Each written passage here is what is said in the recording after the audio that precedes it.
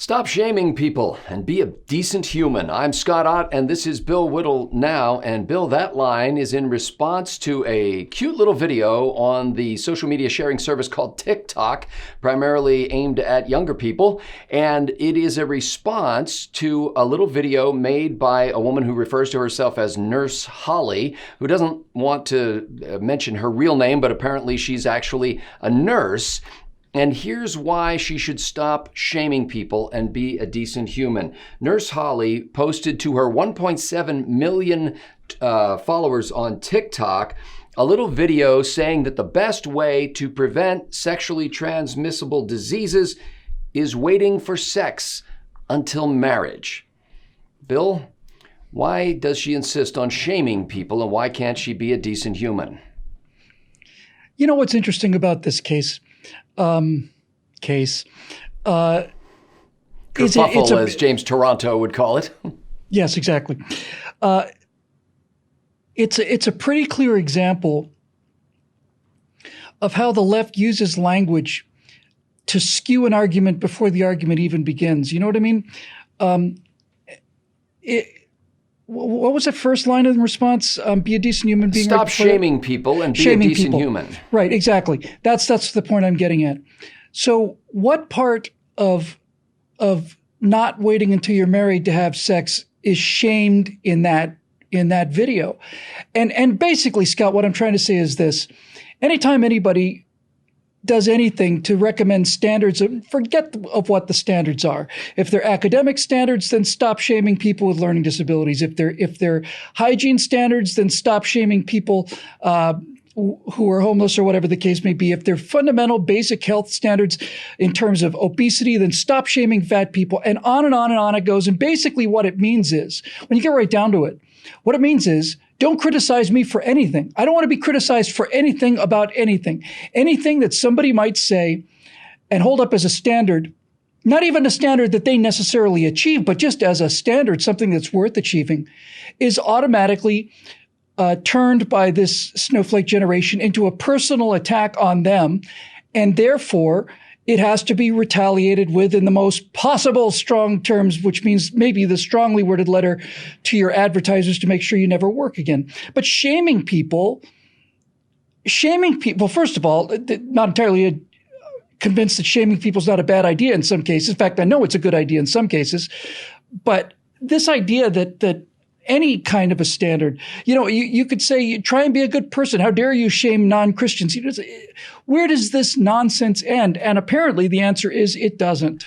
Well, Bill, the individual who said stop shaming people and be a decent human, as far as I could tell in his little TikTok post, was also wearing hospital scrubs, possibly a nurse or other kind of medical professional. And just so that our viewers don't have to go and, sign up for TikTok or download the app or anything like that, Nurse Holly's video, she didn't actually speak. Words appeared on the screen. She was dancing. She looks like a young woman, and she's dancing a little bit, and she's pointing to various places on the screen, and words appear, and it says the best way to prevent STDs, and then it says waiting for sex until marriage, and then afterward it said just the truth. Now, Bill, let me tell you that Nurse Holly was not going into this trying to cause a controversy. In fact, of course not. She has since apologized if anyone took offense at anything, and has pulled the video. Look, that's the second part of the equation. The first part of the equation is allowing hysterical people to make a case out of this thing. And the second and far more damaging aspect to this dynamic is that the people who never meant any harm are then forced to apologize for doing something that they didn't mean to do, and that was taken I didn't want to say out of context, that was taken hysterically. I'm using hysterical now in the clinical sense. The people hysterically reacted to a comment that somebody made, and as she points out in her video, just the truth. It's just the truth. You'll notice that the person who came up with the reply and all of the other people who are deeply, deeply offended by such hateful language, you'll notice not one of them, not one can deny the truth of what she's saying. Well, I'll give you the closest thing we have to contesting the truth of what she's saying. There are two separate comments. One of them is just serious and the other one's kind of snarky. One comment was, well, the only real way to avoid STDs is to avoid all sex, always. And then the other person said, because, conceivably, if you waited till marriage, you could marry somebody who had an STD. And then the other person snarkily commented, the best way to prevent flu is to live in an isolation chamber. Did Nurse Holly say that waiting until marriage guarantees you won't get an STD? No, she just said it was the best way. And in other places, she's actually promoted the use of prophylactics. Hold it right there. Hold it right there. So she is factually correct when she says it's the best way. She doesn't claim in this video that waiting until you're married will prevent you from getting an STD, but that's what the reaction is. The reaction is saying, well, I guess the best way to do it is not to breathe then or something. This is again, it's a childish, infantile argument that's not addressing the issue. And this is the ongoing backlash, which we're going to see increase enormously in the years to come, of this culture of an entire generation that was raised where every single thing they did was absolutely perfect, and any form of criticism of what they do by anybody is taken as a direct assault on their lives. And you will hear college students today, grown people, 21, 22, 25 years old in college, saying that when somebody said something or looked at them funny, it was a direct assault on my life. It was an assault on my life. That person threatened my life. Okay, there's nothing we can do about that. You've already been cheated of an adulthood by the people who indoctrinated you. You've been cheated of an adulthood. You've been cheated of any kind of emotional balance. You've been cheated of happiness. Let's not mince words here. You'll never be happy in a world where you're perpetually terrified and perpetually outraged. So this is the cards that the left has dealt you, and some small percentage of this generation will come to realize that, and they'll toughen up, and the other ones won't, and they'll continue to live miserable, mean, small little lives of despair and anxiety, while other people who weren't put through this brainwashing process known as the public school system with its leftist indoctrination will go on and build happy lives and be successful and catch a few diseases, venereal or otherwise, and get on with their lives and try to play the hand that they were dealt. It's a catastrophe. It's a social catastrophe. I think it was an intentionally engineered social catastrophe, because what it has produced is a generation of so-called adults who are so functionally unable to get through life that they have been reduced to clutching their pearls over things that have not only nothing to do with them personally, were not aimed at them personally, but also happen to be factually true. And Bill, I think it's an interesting reaction primarily here, because it's not as if Nurse Holly was saying the only way to avoid STDs. And in fact, in other places and in previous videos, and maybe even in the extended version of this one, I'm not clear on that, she says that if you're sexually active, then you should use prophylaxis. You should use anything you can to prevent sexually transmissible diseases. But the interesting thing here is that the people who came at her are suggesting that by telling people that sexual abstinence until marriage is a great way to prevent STDs, you're actually risking more people getting sexually transmissible diseases, because they will say, well, I'm just going to wait till marriage, but of course they won't, and they won't have protection with them, and next thing you know, they've got an STD and they're passing it around the neighborhood. So somebody gives you good advice about avoiding something, and you decide that you're not going to take that advice, therefore you're more likely to encounter the thing that you were advised to avoid. Is that what they're saying? Yeah, that's the upshot of it. It's a bad message for people, because you're suggesting something that's unrealistic, because people aren't going to do it. Well, they did it for generations. Whether it's unrealistic in this culture or not is an interesting question for discussion. It's a different question, but it's an interesting one. But put that aside for a second, because needless to say, I didn't see the video, but it doesn't sound to me like Nurse Holly came out and said, if you don't wait until marriage, you're going to burn in hell. If you don't wait until marriage, you're a horrible, horrible person. If you don't wait until you have wait to have sex until you're married. You're not a virtuous environmentalist. She didn't accuse anybody of anything. She simply stated a fact. In fact, this is what she says. She says, first of all, most of her followers, these 1.7 million followers, TikTok skews very young. And sounds like it. She said, I just wanted to present another option to my young audience. I only wish to promote positive, healthy lifestyles. So why did she apologize? Because when she apologized and took the video down, she gave the victory to the people who made these outrageous claims in the first place. And when I say gave the victory, I want to be very clear about this. Didn't just give them the moral satisfaction of having their hysterical outrage replied to.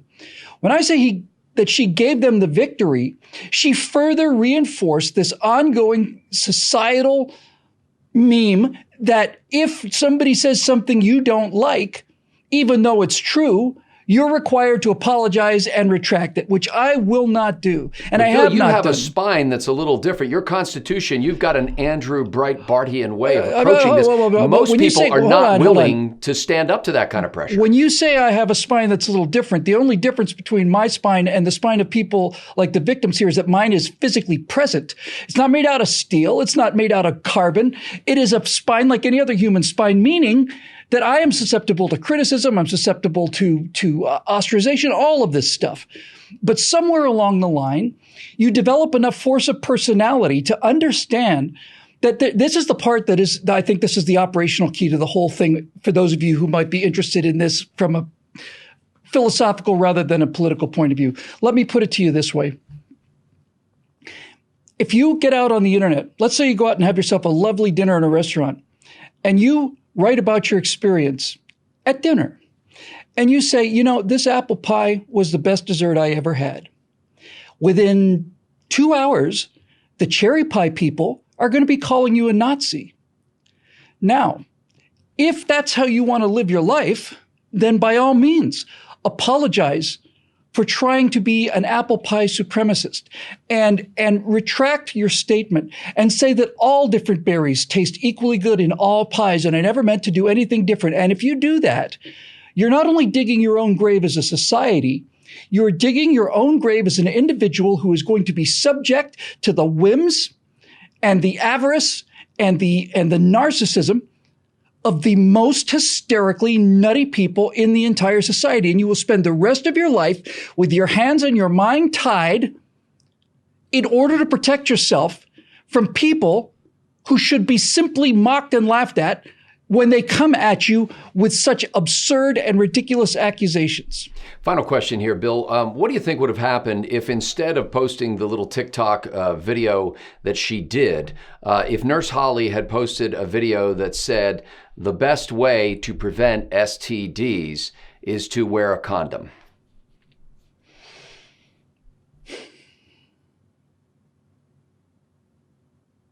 Well, undoubtedly that message would have been more digestible to the libertine left, but it wouldn't be true, right? I mean, it wouldn't be true. You want to talk about this idea that if you have to wait till marriage, nobody will.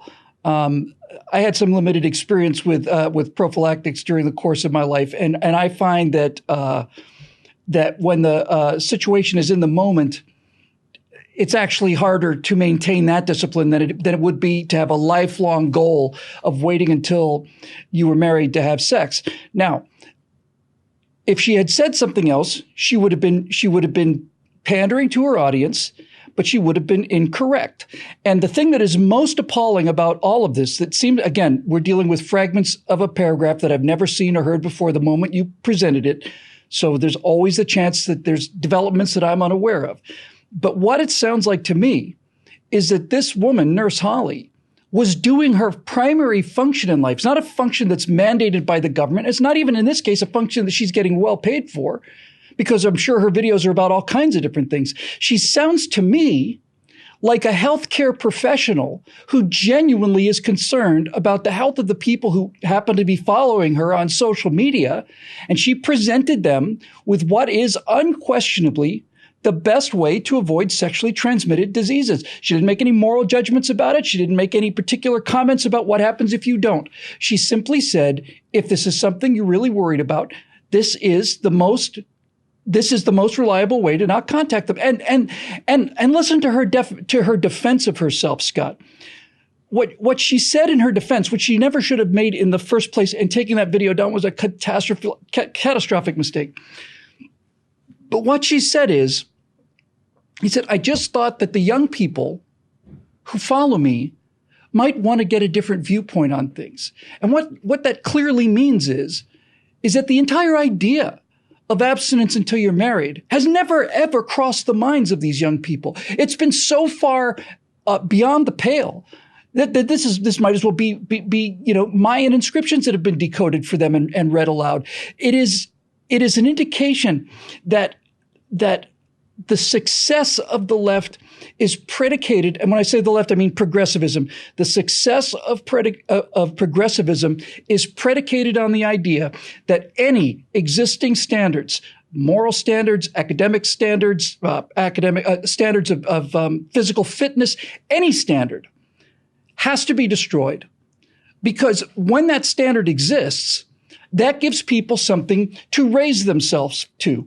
And progressivism is a theory that nobody should have to do anything. And the presence of somebody who is holding themselves to standards destroys the moral virtue of the people who are saying there aren't any standards. When I was in high school, I finally, in my senior year, started making movies and got invited to some decent parties after being super high school engineering space nerd for most of my life.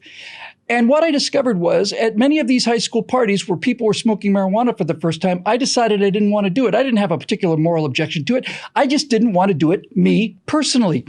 And at these parties, people would say, hey man, take a hit. It's like, no, it's all right. No, thanks. And the more I refused, the more insistent they became. And I was never, not even for a second, because I didn't feel it was like, you guys shouldn't be doing this. Just, no, it's actually kind of cool. You know, I'm 16, 17 years old. People are smoking pot. Wow, I must have arrived. And I just said, I personally am not interested in this. And the more I said that, the more insistent everybody else became that I do it. And it was only many years after that I realized by me not doing it as a personal choice without any reflection on anybody else, I was setting a standard, a societal standard, because at the time, and in many places still, it was illegal. And what I was doing was I was providing social proof that what they're doing is not necessarily okay. And so all of their internal struggles about whether this is something they should be doing or not, and all of their rebellion issues with their parents and all the rest, all of these things suddenly came to the fore because somebody was not willing to go along with the program.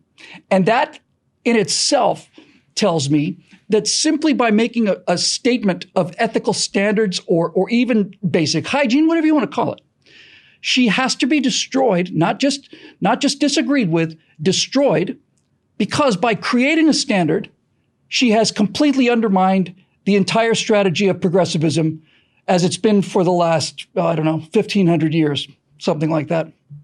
Look, Scotty, here's the thing. What is the essence, really, of what she's saying when she says the best way to avoid STDs is to wait until you're married? What is the actual physical dynamic that makes that true?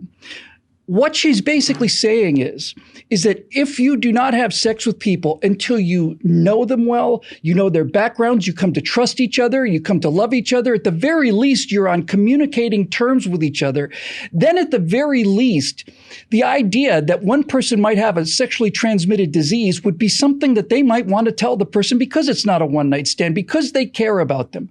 And this is essentially what she's saying. She's not so much promoting marriage as she's promoting intimacy. Well, Bill Whittle and Scott Ott and even Stephen Green will be embarking on a sea journey May 15th through the 18th, but we're not going alone. In fact, many of our members, friends, and fans will be coming with us, and we'd like you to be one of those. If you've never been on a cruise, what a great opportunity to go with a group of people that you know. And frankly, I'll acknowledge, like, if you've never been out on a boat, maybe there's a little trepidation about that. It'll be great to be among a group of friends that you know you're going to enjoy their company. You're going to gain a lot from the experience, and you'll probably establish friendships that last a long time. We'd like you to join us. You can go to billwhittle.com and you'll see all over the site there are opportunities to click a link to go on that cruise, or you can go directly to billwhittlecruise.com. We'll provide links in the description below. Thanks to the members for making this possible, and we look forward to meeting you on a cruise to the Bahamas on the Royal Caribbean ship Navigator of the Seas. For Bill Whittle, I'm Scott Ott. Thanks for watching.